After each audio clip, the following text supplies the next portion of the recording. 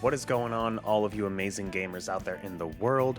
I am Game, so thank you for watching this YouTube video, whether you are a new or returning viewer. Appreciate you stopping by. Apologies as I'm still recovering from a cold that's probably a sinus infection now, but you know what, whatever. I'm just a little bit nasally here. I wanted to talk about something interesting today. I have a conundrum, right? This is kind of a follow-up video to one I made a little over a year ago, talking about my personal video game backlog and where I was at with that, kind of how I structured it. Go watch that video if you're interested. I mean, it is like a 15-minute video, so no apologies if you don't. I don't know why I made that long. Anyways, I have a conundrum because since then, and I mean for the last 10, 15 years, my backlog has never stopped growing. I am at an issue where, and this stresses me out too, this is totally a personal problem, and in the long run, it really doesn't matter that much. But, you know, talking about gaming here on this channel, and this is what I want to talk about, so here we go. And I'm sure at least one other person watching this video is going to relate to this, where there are just so many games. There are so many games to play, including games that came out years and years ago that I've never played, right? Older retro games that you can access via like whatever streaming systems or platforms that these company holders have, as well as new releases that come out. And it's so much to keep up with. I'm speaking, just to clarify, I'm speaking up from a perspective of someone who has, you know, a full-time job, other priorities and like hobbies and things I want to do outside of just playing games, right? I am not spending every waking hour of my time outside of work playing video games. That's just not how I roll. It's not what I do. And I kind of want to ask all of you, potentially for advice, and maybe see if you can relate to this issue where I have such a long backlog. Currently, right now, looking at my backlog, I don't know where I was in that video I made a little over a year ago, like I said, but total, I am at 155 games now on my backlog. Now, granted, keep in mind, I also have multiple different lists where these are games that I have bought with my own money or received like as gifts from people that I value and want to actually get to. That I feel like I haven't put enough time into, or any time at all for the most part. Speaking of which, the newest edition was just today, and I mean, shout out to Jared for finally getting me to get this game. That you're seeing here is Xenoblade Chronicles 2. I got this physical copy via Video Games Plus. It might still be up, not fully sure, but there was a reprint there, and I really wanted this game physically. I love my time with Definitive Edition, and I will play this eventually, but then again, it's just kind of getting added to the backlog for the moment, and I want to play it, but there's so much happening. And the main issue I'm running into now, for the last few years, and maybe you've been able to tell on this channel if you've watched over the last few years, based on the lists I have, I do a lot of like top 10 games of the current year that came out at the end of each year. I usually tend to do those. I'll do another one for this year for sure. And it's at the point where it's like, it's so tough to balance playing new games and older games because I really want to narrow down that backlog. I would love to have that backlog completely done before I die, right? That's my goal. At this point, I don't know when it's gonna happen. It's gonna be decades at this rate, right? But it's so tough because at the same time, as someone who listens to like a few different video game podcasts and pays attention to video game news, right? All these presentations that we have about upcoming games and like, oh, that one looks cool, that one looks cool, right? And there's a lot of like interesting games I hear about, especially in recent times, indie games. There's a lot of indie games that I want to support. Granted, a lot of those tend to be shorter than like full AAA games, and I'm kind of moving slightly away from the AAA ones towards the indie games, which is helping a little bit, but still, there are so many games coming out that I want to play in the current year that my backlog doesn't get a whole lot done. I feel like as a result, I maybe play like 5 games off my backlog a year. This year was looking good at first because at the beginning of the year, like first few months of the year, it was like, okay, what's coming out that I'm definitely going to play? I played Prince of Persia. That was really fun. Penny's Big Breakaway, indie game, very quick, really appreciated that. Balatro, one of those types of games I can just put whatever amount of time I wanted to. I mean, even like Animal Well and Pepper Grinder weren't too bad. I just picked those up, and those were pretty quick games too, so I really appreciated that. Then the second half of this year comes swinging with, I mean, I got a code for Angerfoot, I played that. Zelda's coming out. I'm not getting Mario Party Jamboree, Sonic Crush Shadow Generations coming out, Mario and Luigi Brothership's coming out. There's the MVC collection. I had to convince myself not to get either Lollipop Chainsaw or Shadows of the Damned Remastered. I really wanted to check, especially the latter of those out, but there's just too much. There's too much, and there's too much going on at once. And I'm trying to figure out in my head how I balance it. And the ultimate issue, the ultimate answer is don't play new games, right? Because it's either don't be so stressed about the backlog or don't play new games. It's one of the two. It's such or don't play as many new games, I should say. It's such a hard balance, and I'm trying to find that balance. So if any of you have any advice, definitely let me know in the comments below, because I am all ears for that kind of stuff, because I want to play new games.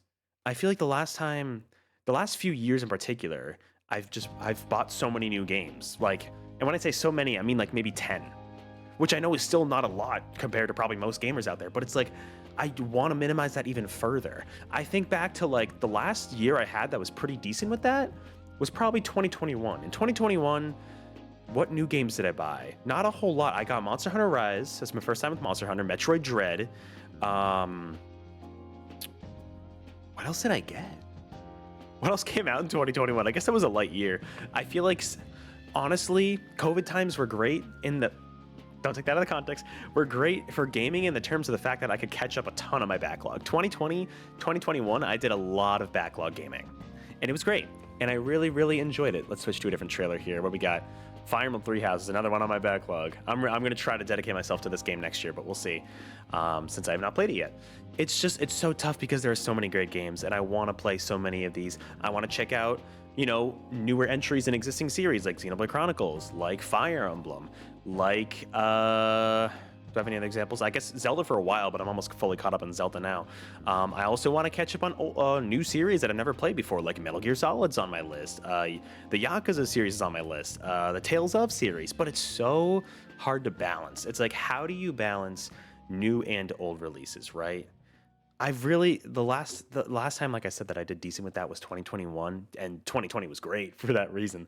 And it's like, I kind of miss those days a little bit. I feel like I'm buying too many new games, even though I'm only buying like I said, maybe 10 a year the last few years. It's still a lot. On top of that, the other issue is like, I'll see a sale and I'll buy some older games, or I'll, you know, get recommendations from people, or I'll check out a game on Game Pass like I did with Guilty Gear Strive. I'm not saying I regret buying Guilty Gear Strive, because that game was really fun, but I have no idea when I'm going to play it, right? It's one of those things where I want to try newer games, especially a lot of it comes down to when I was growing up as a kid, I pretty much played like only Sonic and occasionally multiplayer like Dave Mirra, Tony Hawk.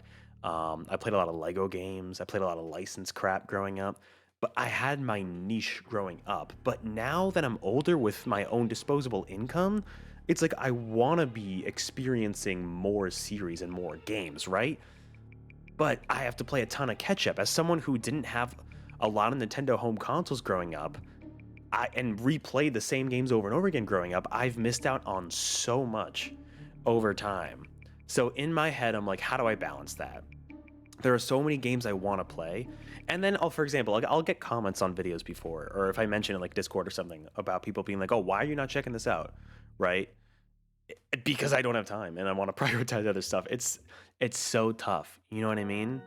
And especially regarding Shadows of the Damned, I feel kind of bad because I played the demo for that game at PAX East this year, and I got to meet Suda and the team and everything, and like I was like, I can't wait for the full release. I really enjoy playing your game.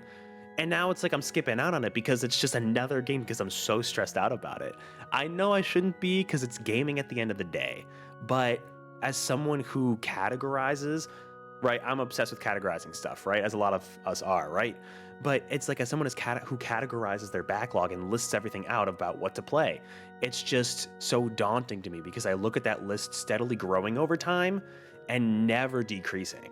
So it's crazy to me. Like, my goal was to be like absolute cutoff at 150. I'm now at 155 because Plucky Squire came out, which I was really interested in, because Zelda came out, which I was really interested in, because what else? I mean, Xenoblade Chronicles 2. I bought a few games from my brother-in-law. He was having a yard sale, and I bought a few games from him, and I'm like, I don't know. It's, where do you find the time for these games? You know, part of me is like, should I sell a bunch of my game collection and just take them off the backlog and say screw it, because when am I gonna have the time for these? Like, I don't know. It's an interesting problem, because it's not, like I said earlier, it's not really a bad problem to have, because it's like, great, you've got more games to play. Like, great, that's awesome.